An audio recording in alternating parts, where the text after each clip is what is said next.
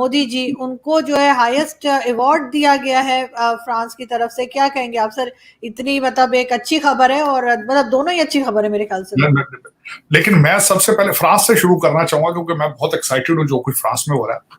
और यहाँ पे खासकर आपने बताया पाकिस्तान के हवाले से बात करेंगे तो मैं यहाँ पे डिस्क्लेमर भी देना चाहूंगा कि मेरे पिछले दिनों अगर मोदी जी की बात करें, भारत की तरक्की की बात करें, तो मेरे कुछ पढ़े लिखे अनपढ़ दोस्त हैं जो देखने वाले, वो फौरन चढ़ाई कर देते हैं कि शायद आप पाकिस्तान बैशिंग करते हो। अगले दिन एक खातून है, उन्होंने तो यहां तक ट्वीट मुझे कर दिया, तुम्हें इतना शौक है तो भारत शिफ्ट हो जाओ। तो दर हकीकत दिमाग थोड़े खोलने की जरूरत है। डिग्रियों और किताबों से मेरा ख्याल है दिमाग नहीं खुलते, सोच बदलनी होती है। मेरा मकसद हमेशा ये होता है कि मोदी जी ने सबसे बड़ा तोहफा जो भारत को दिया है वो नेशनलिज्म का दिया है, और जो कि पाकिस्तान में बिल्कुल है ही नहीं है, बिल्कुल ही नहीं है, सिरे से मौजूद नहीं। तो अगर ये कहा जाए कि वहां से नेशनलिज्म सीख लें, उनकी तरक्की से कुछ सीख लें, आप कोई चीज इन्वेंट करने की सलाहियत नहीं रखते तो कॉपी करने में कोई हर्ज नहीं होता। अगर आपको शर्म आती है मोदी जी के नाम से, भारत के नाम से, बांग्लादेश की कॉपी कर लें। अगर वहां से भी शर्म आ रही है तो जो अब तो अफगानिस्तान ने भी कहना शुरू कर दिया है कि हम वी आर कंसर्न के बॉर्डर के दूसरी साइड पे क्या हो रहा है। सारे डॉलर आपके वो खरीद के वो ले जा चुके हैं आपकी मर्जी से, आपकी करप्शन की स्टोरियों की वजह से। लेकिन चले, मैं ये फर्ज कर देता रहूंगा कि दुनिया में क्या हो रहा है, दुनिया में क्या हो रहा है।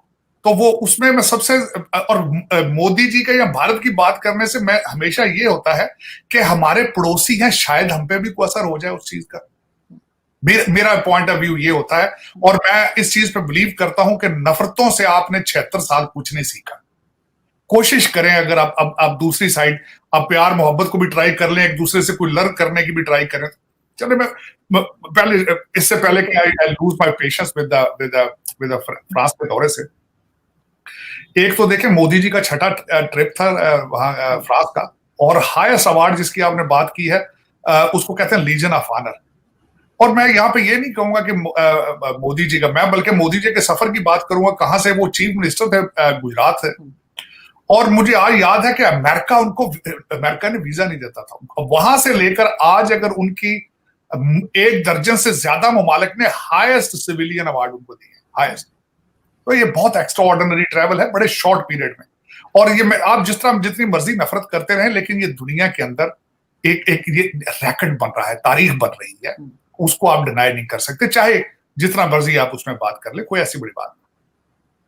अब उससे आगे जो चीजें मैं हिस्टोरिकली बताना चाहूंगा आपको, कि फ्रांस के साथ जो रिलेशनशिप भारत के हैं वो नए नहीं है। जब यूनाइटेड भारत था तो उस वक्त 2 जंगों के अंदर जो थे वो हमारे भारतीय जो सोल्जर थे उस वक्त के यूनाइटेड भारत के, 19 सितंबर 1915 में 900 सिख जो थे वो शहीद हुए थे फ्रांस में, फर्स्ट वर्ल्ड वॉर में।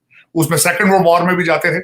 अब मैं जो सिग्निफिकेंट बातें जो इसमें, एक तो 25वीं ये एनिवर्सरी है पर भारत और फ्रांस के रिलेशनशिप की। भारत के तीनों जो है वो एयरफोर्स, नेवी और उसके बाद जो उनकी आर्मी है, वो तीनों की तीनों वहां पे परेड में शामिल हैं आज। उसके हवाले से मैं ये बताना चाहूंगा, पंजाब रेजिमेंट जाके वहां पे परेड कर रही है। नेवी का एक शिप चेन्नई वहां पे जो है वो लंगर अंदाज होगा। और उसके बाद एयरफोर्स के भारतीय एयरफोर्स के 3 राइफल तैयारे भारत से स्पेशल गए हैं जो उसके ऊपर से उड़ेंगे।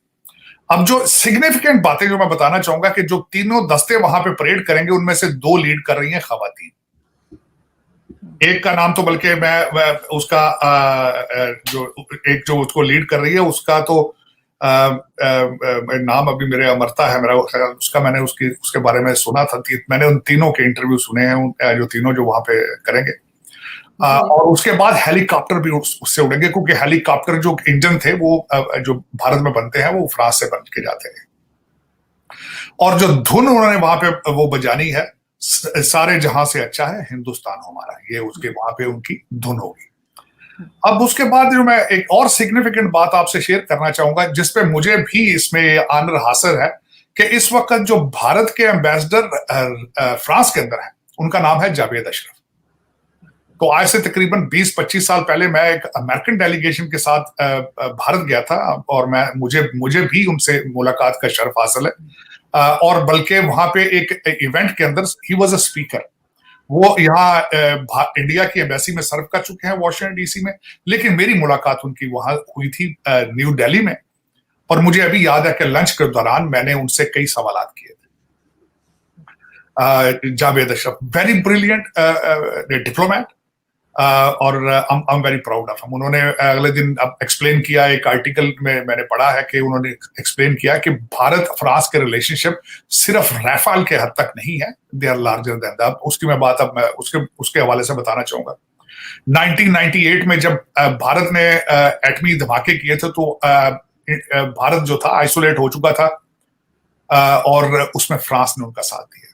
और उसके बाद मैं यहाँ पे ये भी बताना चाहूंगा कि यूएस अमेरिका ने यूरेनियम भारत को देने से इनकार किया था, लेकिन फ्रांस ने यूरेनियम दिया था। ये भी मैं इसकी बात करना चाहूंगा।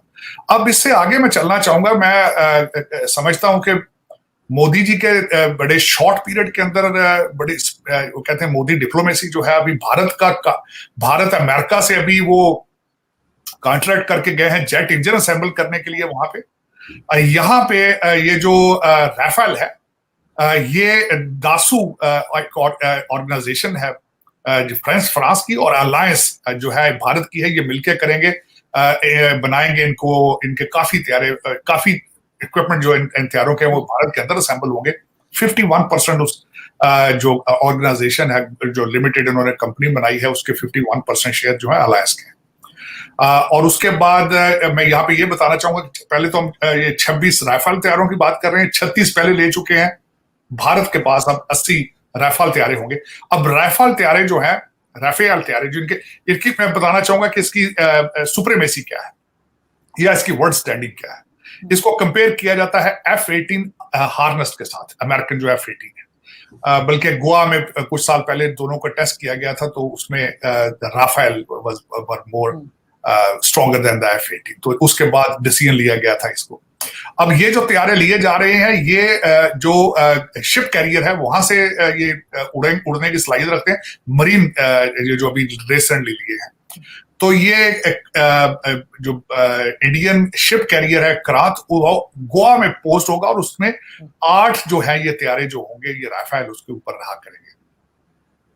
अब उसके बाद मैं बताना चाहूंगा आपको कुछ, उन्होंने स्कॉर्पियन जो इन्होंने 3 आप-दोजें ली हैं, जो फ्रेंच मेड है, बल्कि ली नहीं है, वो बनी ही मुंबई में है, इनकी अपनी पोर्ट पर बनी है, लेकिन टेक्नोलॉजी या इनकी कोऑपरेशन था फ्रांस का। इस वक्त भारत के पास 16 सबमरीन्स हैं, जिसमें से 7 रशियन मेड हैं, 4 जर्मन मेड हैं, लेकिन 16 टोटल है। अब इस दौरे में मैं जो समझता हूँ, जो सिग्निफिकेंट चीजें जो मैं कुछ और बताना चाहूंगा इस दौरे के हवाले से।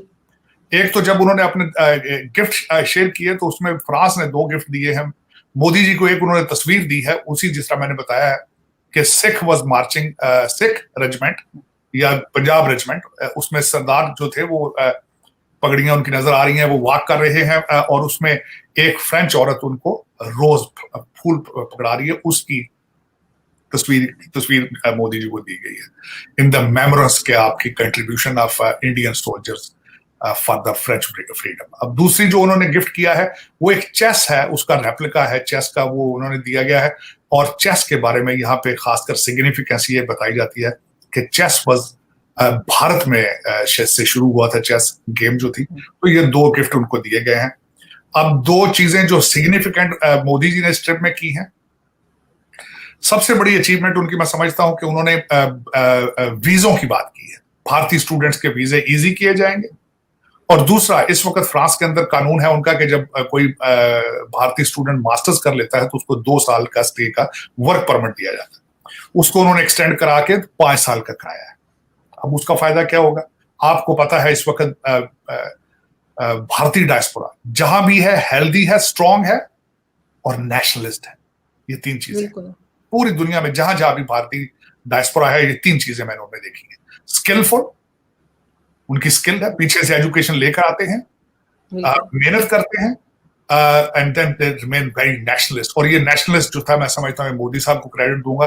पहले चीजें कुछ और थी, लेकिन जो नेशनलिज्म का उन्होंने भारत के अंदर चीज की है, उसका असर डायस्पोरा पे आ रहा है। अब जो 5 साल भारतीय स्टूडेंट वहां पे काम किया करेंगे, देन दे विल बिकम, जरूरत बन जाएंगे फ्रांस की और यहाँ पे फिर दोबारा बुनियादें बनेंगी एक स्ट्रॉन्ग डायस्पोरा की, to get not only financial gain होगा रेमिटेंस में, बल्कि यहाँ पे वो फ्यूचर में रह के पॉलिटिक्स में आएंगे। जिस तरह आजकल मैंने बताया था आपको कि 2 इंडियन अमेरिकन प्रेसिडेंशियल कैंडिडेट हैं, कांग्रेसमैन हैं, और हर दूसरी बड़ी कॉर्पोरेशन के सीईओ जो है आती हैं अमेरिका के अंदर, और उसका सबसे ज्यादा फायदा किसको हो रहा है? भारत को हो रहा है, इंडिया को। दूसरी चीज जो सबसे ज्यादा बड़ी मैं समझता हूं उन्होंने की है कि वो यूपीआई जो है उसको उन्होंने यूनाइटेड पेमेंट सिस्टम जो है उनका, उसको उन्होंने जो भारतीय विजिटर आया करेंगे, बल्कि मोदी जी ने अपनी स्पीच में कहा है कि उसका जो स्टार्ट है वो फ्रांस पेरिस से होगा, और वहां पे लोग जो हैं एफिल टावर पे अपने फोन के जरिए रुपयों में परचेज कर पाएंगे। अब यूपीआई जो है 7 साल पुराना सिस्टम है। भारत के अंदर इस वक्त 260 मिलियन उसके यूजर हैं, 330 इंडियन बैंक्स उनको एक्सेप्ट कर रहे हैं, और 10 इंटरनेशनल जो कंट्रीज हैं जो उनको एक्सेप्ट कर रहे हैं। ब्राजील ने उनकी कॉपी कर ली। अब मेरा ये मैं थोड़ी देर में बताना चाहूंगा हमारे अंदर क्यों नहीं ये लोग इस तरह यूपीआई को इस्तेमाल, क्यों नहीं इसको कोई पेमेंट सिस्टम इन्वेंट कर रहे? क्योंकि करप्शन कम हो जाती है, टैक्स ब्रैकेट बढ़ जाती है, चीजें रैकेट पे आ जाती है ना जी, कैश रजिस्टर, कैश कम हो जाती है। तो हमारी हर चीज, आपको पता है पाकिस्तान के अंदर हर चीज करप्शन रिलेटेड है। मेरा ख्याल है उसमें वहां पे हम ईमानदारी चाहते ही नहीं कि लोग टैक्स ज्यादा दें, ये भी नहीं हम चाहते, क्योंकि हर जगह करप्शन। हमारे अंदर सिस्टम क्यों नहीं है किस तरह का बनाया जा रहा? अब मैं दूसरी बात बताऊंगा। सबसे बड़ी बात जो इस वक्त जो जहां मैंने देखा कि मोदी जी गए हैं वहां हर जगह पे मेक इन इंडिया लिखा था, make in India, make in India. अब मेरा फिर यही सवाल है कि हमारी सेलिब्रेशन इस वक्त हो रही है कि 1.2 बिलियन आ गया जी, आईएमएफ से आ गया, सऊदी अरेबिया से पैसे आ गए, हमारे क्यों गूंगे हो जाते हैं? मेक इन पाकिस्तान क्यों नहीं कह पाते? क्या वजह है? तो सर बना क्या रहे हैं पाकिस्तान में जो नहीं, पाकिस्तान सिर्फ बना रहा है तो बेवकूफ बना रहा है पूरी दुनिया को, और आज से नहीं है, 76 साल से बना रहा है। ये देखें ना, आईएमएफ को भी बेवकूफ बनाया, फिर सऊदी अरेबिया को बेवकूफ बनाया, फिर चाइना को बेवकूफ बनाया। हम सिर्फ बेवकूफ बनाना जानते हैं लोगों को या दुनिया को। हमने आज तक मेक इन पाकिस्तान का हमारे मुंह से किसी, ना अमीरुल मोमिनीन के मुंह से निकलता है मेक इन पाकिस्तान। वो कहते हैं जी अमेरिकन डायस्पोरा जो है, डॉक्टर है मेरे, वो आप पैसे लाएंगे और उससे दूध की रहे। ना ये नून लीग के मुंह से निकलता है मेक इन पाकिस्तान, ना पीपल्स पार्टी के मुंह से निकलता है। पीपल्स पार्टी के हवाले से बताना चाहूंगा मैं, बल्कि आप मैं ये तो मैंने चले 3-4 चीजें मैंने आपको फ्रांस के हवाले से, मैं थोड़ा सा बताना चाहूंगा कि हमारी सिचुएशन क्या है इस वक्त। आपकी सबसे बड़ी खबर पाकिस्तान में क्या चल रही है? नजफ हमीद है, फैज हमीद का भाई है, पटवारी था, गुरदावर था, उनके घर चोरी हुई है, घर में डाका पड़ा है। सवालिया निशान है, सवालिया निशान कि एक पटवारी के घर पे 1 करोड़ 7 लाख रुपया कैश पड़ा था। बिल्कुल, ये नेशनल न्यूज आपकी है यार। दूसरी सबसे बड़ी न्यूज क्या है कि अमीरुल मोमिनीन ने इद्दत किए बगैर निकाह कर लिया था। ये दूसरी सबसे बड़ी खबर है। तीसरी सबसे बड़ी खबर यह है कि आपका एक बहुत बड़ा जज है जो एची सोनियन है, कोलंबिया से पढ़ा है, कैमरे से पढ़ा है, उसको इंसाफ देने से कोई गरज नहीं है। वो मनसूबाबंदी, वो पॉपुलेशन प्लानिंग के ऊपर सेमिनार कर रहा है। 3 बड़ी खबरें मैं आपको कंपैरिजन देना चाह रहा था ना कि आप भी बाकी सर मुबारकबादें चल रही हैं कि आईएमएफ से पैसा मिल गया, यूएई से मिल गया, बाकी न्यूज सिर्फ उसी को कवर कर रही है। कहां से पैसा मिला है? मेरा इस वक्त मैं सोचता हूं कि नजफ हमीद एक पटवारी चकवाल से है, उसके ऊपर आपका पूरा पाकिस्तान इस पर डिस्कस कर रहा है। उसको करना तो खैर चाहिए कि उसके घर से 1 करोड़ रुपया कैसे निकला है, करना चाहिए। करना नहीं चाहिए, बल्कि उसके ऊपर एक क्रिमिनल इंक्वायरी की जरूरत है उसकी। लेकिन हम कहां हैं? अब दूसरी तरफ मैं बात करना चाह रहा था जो आपने पहले बात की है कि चंदिया 3 जो उन्होंने लॉन्च किया है। अब इसको लॉन्च करने के बाद भारत जो है, अगर ये सक्सेसफुल लैंड करता है वहां पे, तो दुनिया के सिर्फ दुनिया का एक एलीट क्लब में आएगा। दुनिया का चौथा कंट्री होगा जो ये सलाहियत रखता होगा। उससे पहले जो चंद्रयान 1 था, जब वो लैंड किया था तो उसने डिस्कवर किया था कि चांद के ऊपर पानी मौजूद है, और जो दूसरा था वो प्रॉपर लैंड नहीं कर पाया। और ये जाके लैंड करेगा साउथ साइड पे, जो कि इस डार्क साइड पे रहता है, वहां पे रोशनी नहीं होती है, वहां पे सरफेस भी जो है वो ऊंची नीची है, और इस बड़ा मुश्किल है वहां पे लैंड करना। लेकिन मैं समझता हूं कि, और इन्होंने आज तक जितने कास्ट एफिशिएंट इनका सारा प्रोग्राम है, जिस तरह का दुनिया के अंदर रैकेट। बल्कि अगले दिन यहाँ पे को कंपेयर कर रहा था जब इन्होंने लॉन्च किया कि एक अमेरिकन मूवी जो बनाई जाती है स्पेस रिलेटेड, उससे भी बजट कम है इनके जो स्पेस चीजें हैं। लेकिन लोगों को शौक है नेशनलिज्म का या लेगेसी का, इसकी वजह से वहां के साइंटिस्ट जो है वो कर लेते हैं सारा कुछ। मैंने आपको बता दिया कि हमारा फोकस इस वक्त एक पटवारी है चकवाल का, उसके घर में डाका पड़ा है और सारा नेशनल मीडिया को डिस्कस कर रहा है। लेकिन एक गिला जरूर दूंगा, लास्ट चीज एक गिला। मैं हमेशा ये कहता हूं कि खुदा अपने बच्चों को, पाकिस्तानी जो अगर कोई बचे हैं बच्चे, बाकी तो चले गए ना, वो मुरीद बन गए अमीरुल मोमिनीन के, वो तो जिहाद में शामिल है, सियासत के जिहाद में। जो बचे हैं अगर कोई स्कूल में बेटा इंडियन मीडिया देखा करो बच्चों, आप इंग्लिश न्यूज देखा करो, वहां की मीडिया देखा करो, अखबार, ताकि पता चले पड़ोस में क्या हो रहा है। जिन लोगों के जेनेटिक्स हमारे साथ हैं, सेम है, वो क्या कर रहे हैं, कैसे कर रहे हैं। शायद आप ये कोशिश करो कि आपको पता चले कि वो कैसे कर रहे हैं। आप भी ये कर सकते हैं। आपको मिसलीड किया जा रहा है। ये जो आपकी तकरीरें करने वाले, आपको लूटने वाले, इनके सबके बच्चे लंदन में बड़ी बड़ी अच्छी तालीम ले रहे हैं, अपने लिए, तुम्हारे लिए नहीं, पाकिस्तान के लिए नहीं तालीम ले रहे, वो अपने लिए कर रहे हैं। वो आप भी कोशिश करो कि आपके पड़ोस में लोग आप ही जैसे लोग जो है वो तरक्कियों को छू रहे हैं, और आप भी कर सकते हैं। सर आपने मीडिया की बात की, हमारा मीडिया सर आखिर प्रॉब्लम क्या है इनको, ये कोई इंडिया की खबर जो है उसकी कवरेज ही नहीं करते। ना ये बता रहे हैं कि जो उनके प्राइम मिनिस्टर फ्रांस गए हैं या जो कुछ एक्टिविटीज हो रही है, ना वो बताया जा रहा है। ना ही अभी उन्होंने जो बड़ा सक्सेसफुली चंद्रयान जो अपना भेजा है, ना उसकी बात की जा रही है, बिल्कुल खामोश। हाँ, लेकिन लास्ट टाइम जब इनका ये प्रोजेक्ट फेल हुआ था, तब जरूर खबरें चल रही थी। इमरान खान की गवर्नमेंट थी और फवाद चौधरी से लेकर हर कोई जो है वो बड़ा तालियां बजाई जा रही थी कि ये प्रोजेक्ट फेल हो गया। ये इस किस्म का रवैया क्यों है हमारा सर? बाकी तो हमें और कोई काम तो आता नहीं, लेकिन कम से कम कुछ अच्छा अखलाकी दिखा दें। नहीं, उसकी वजह मैं बता देता हूँ। उसकी वजह एक ये है कि ये फैसले करने वाले ये नहीं चाहते कि ये कौम को पता चले कि पड़ोस में क्या हो रहा है, क्योंकि इनके सबके अपने बच्चे तो बाहर पढ़ रहे हैं। आपके पास सबसे बड़ी ट्रेजेडी ये है कि आपका हर सीएसएस ऑफिसर, एक तो वो डॉक्टर है, एमबीबीएस है, या वो यूआईटी का पढ़ा हुआ है, वो कोई साइंस टेक्नोलॉजी का। अब वो जब सीएसएस करके सिस्टम में आ जाता है और फिर मास्टर्स करने के लिए उसको जब बाहर भेजा जाता है, वो जाके प्रॉपर्टियों के ऊपर निशानियां लगा के आ जाता है, मार्क लगा के आ जाता है कि ये मैंने खरीदा। तो वो आके जब पॉलिसी बनाता है तो वो ये नहीं चाहता कि ये कौम जाग जाए। वो फिर आके यहां कहता है ये कि सियासत नहीं, ये जिहाद है। वो दूसरे के बच्चों को जिहाद में करेगा, कासम वहां पड़ेगा, अपने बच्चे लंदन में पढ़ेंगे, ये जिहाद करेंगे यहां पे, इनको फिर बेचेंगे। मदरसे 30,000 मदरसा बना दिए पाकिस्तान में, 30,000 से ज्यादा मदरसा। कुछ इनसे पूछे। और सबसे बड़ा दुख वाली बात यह कि न्यूज़पेपर एक भी ना ढंग का न्यूज़पेपर इंग्लिश चैनल एक भी नहीं इस वक्त पाकिस्तान में इंग्लिश में। और फिर सर एक ही है पीटीवी, एक दो खुले भी थे, डॉन वगैरह किसी ने देखा ही नहीं, बंद हो गया। वजह ये है ना, ये जानबूझ के करते हैं, ये जानबूझ के करते हैं कि ये इनको गारों से ना निकलने दिया जाए। कौम के बच्चों को गारों में धकेल कर, इनको जेलों में धकेल कर, इनकी डेड बॉडीज के ऊपर ये सियासत करते हैं। सियासत तो ये है नहीं, क्योंकि ये मैं जमहूरियत इसको मानते ही नहीं हो। जो कुछ भी कर रहे हैं ये सारे के सारे किसी के पेट से पैदा हुए हुए हैं, एक सिस्टम के अंदर इनको पैदा किया गया है। हमारे लिए वो कहते हैं कि खुदा क्रिएट कर देते हैं, नौज बिल्ला। ये ऐसी ऐसी पर्सनैलिटी देखे ना। ये प्रोजेक्ट जो इमरान प्रोजेक्ट लॉन्च करने वाले आज किधर है? वो उसको एक्सेप्ट क्यों नहीं करते कि हमसे गलती हुई है? क्यों नहीं करते ये चीज? एक बंदा ला के अब उसको पीरो मुर्शद बना दिया आपने। अब तो वो मेरा मकसद अपने आप को मजहबी लीडर समझता है। लोग जाके चूम रहे हैं उसके दरवाजे गेट को, वो बने जमान पार्क के अंदर। वो तो अब सियासत में रहा नहीं है, वो तो मजहब में आ चुका है। उसकी हर तकरीर को वो कहता है या नाबुदु व इय्याका नस्तईन। वो तो हाथ में तस्बीह लेके और लोगों को बार बार कहता है खौफ के बुत तोड़ दो, खौफ के बुत। खुद सर पे बाल्टी पहन के फिर खुद उसको खुद वो डरता है, जेल से डरता है। जब बाहर पुलिस खड़ी हो तो हाई कोर्ट से निकलता ही नहीं है, 15-15 घंटे अंदर बैठा रहता है। लोगों को कहता है खौफ के बुत तुम्हारे तोड़ दो। तो लोगों को कहता है ऐसी गुलामी से मौत अच्छी।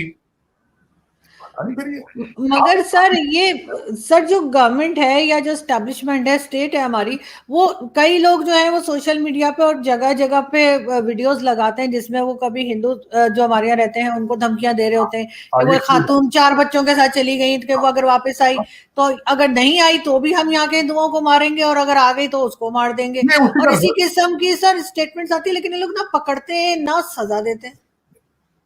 आरजू, ये जो मैंने आपको बताया है, सुबह शाम आप प्रचार करेंगे जिहाद का, सुबह शाम आप ये कहेंगे कि इस गुलामी से मौत अच्छी, सुबह शाम ये बिकता है चूरन, तो उसके रिजल्ट में ये भी निकलेगा ना, वो यार एक खातून चली गई, जाने दो उसको यार, उसकी मर्जी, उसके हस्बैंड को भी चाहिए डिवोर्स दे उसको भी, तू ये तो एक आपस में अंडरस्टैंडिंग होती, नहीं तुम्हारा गुजारा हो रहा तो उसको तुम वापस लाके, वो किस तरह तुम्हारे साथ रहेगी, वो किसी और के साथ चली जाएगी, तो चली गई, जैसे रूटीन है, क्या फर्क पड़ता है यार, चली गई, जाने दो उसको। मुझे वो बात नहीं है, लेकिन सर लोग जो यहाँ पे वो गन शन पकड़ के वीडियोस बना रहे हैं कि वापस लाओ नहीं तो हम यहाँ हिंदुओं को तंग करेंगे, हम लोग उसमें आरजू, वो मेरे ख्याल में उसमें कोई उन तिलों में दम नहीं है, वो सिर्फ अपने रेटिंग के लिए, यूट्यूब के लिए वो सारा कुछ करते हैं, इन तिलों में वो बिल्कुल तेल नहीं। उसकी वजह ये है, मैं बताना चाहता हूँ, अगर ये कुछ करने के काबिल हो तो ये अपने के लिए कुछ कर ले, ये तरक्की ही कर ले। इन्होंने 2 नंबरी के लिए आगे पीछे करते हैं, बंदूकें उठा के फिर रहे हैं, ये कोई लड़ने, इनका डीएनए देखो, कोई लड़ने वाला है इनका, कभी लड़े हैं ये, बताए ना, ये मुगलों के खिलाफ लड़े, कभी ये ईरानियों के खिलाफ लड़े, टर्किश के खिलाफ लड़े, गोरों के खिलाफ लड़े हैं आज तक, आप जिनकी बातें कर रही हैं, और ये तो पार्टी पूटी करने के लिए ये यूट्यूबर 4-5 लगे हुए हैं, तो सर लपेट के वो कह देते हैं कि सीमा को लाओ नहीं तो हम ये कर देंगे, तो वो आफिया सदीकी के लिए क्या कर लिया तुमने, आफिया सदीकी भी तो यहाँ पड़ी है, उसके लिए क्या कर लिया वो, लेकिन ये इस पे तो मैं तो उसको इतना सीरियस नहीं समझता हूँ, सिवाय इसके कि इंटरनेशनल मीडिया पे जरा शर्मिंदगी होती है कि ये किस किस्म के लोग हैं, गारों में रहने वाले लोग हैं, ये क्या कर रहे हैं ये, लेकिन इससे अलावा कुछ नहीं है इनका। इनको जब तक कोई पैसा किसी चीज में से डॉलर ना नजर आ रहा हो तो उसमें से उसके पीछे नहीं जाते। लेकिन सर अब जी, मगर सर लास्ट में मैं ये जरूर पूछना चाहूंगी आपसे कि अब पैसा इनको मिल गया है काफी जगहों से, आईएमएफ भी हो गया, सऊदीया भी हो गया, यूएई हो गया, तो सर प्रॉपर्टी के दाम बढ़ गए या अभी कम भी है? बहुत मेरे कई जानने वाले हैं, वो कहते हैं लंदन की प्रॉपर्टी में भी हिलजुल शुरू हो गई, दुबई में भी जो प्रॉपर्टी डीलर है उन्होंने सौदेबाजी शुरू कर दी, बल्कि घंटों की मार है, $1-2 बिलियन तो ये खा के डकार भी नहीं मारते ना, आपको पता ही है। और बैठे लंदन में, महंगाई बहुत है, सबके बच्चे भूखे बैठे हैं, कई की ट्यूशन फीसें ड्यू हैं, कईयों की बीवियां, उन्होंने मेकअप लेना है, कपड़े लेने हैं, गर्मियों की शॉपिंग करनी है। ये डॉलर को पहली दफा या आखिरी दफा थोड़ी आए, डॉलर ये पहले भी आते रहे हैं, बड़ी दफा आए हैं, फिर चले जाएंगे, ये बहुत थोड़े पैसे हैं और दुनिया को पता है। अब बस इस वक्त इजिप्ट में बेच रहे हैं अपने एसेट्स, आप भी बेच रहे हैं, एयरपोर्ट यूएई वाले आपके अब बोलियां लगा रहे हैं आपके एयरपोर्टों की, स्टील मिल में रशिया इंटरेस्टेड है, अब चीजें एसेट्स बिकेंगी। यहाँ पे सबसे बड़ी बताना चाहूंगा बात, 7.1 मिलियन की यहाँ पे एम्बेसी की बिल्डिंग बेच दी गई है।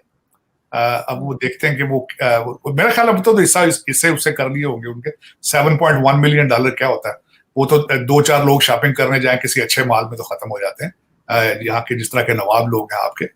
लेकिन ये कि आपको जब तक ईसीएल बड़ी नहीं होगी, जब तक कोई अकाउंटेबिलिटी नहीं करेगा, पाकिस्तान नहीं बच सकता। आपकी प्रॉब्लम सिर्फ और सिर्फ करप्शन है, सिर्फ और सिर्फ, और हर जगह करप्शन, हर जगह करप्शन, हर चीज। लेकिन सर करप्शन तो सर हर जगह है, कहा जाता है इंडिया में हमसे भी ज्यादा है, फिर भी वो आगे जा रहे हैं। इतने नहीं, उसकी वजह यह है करप्शन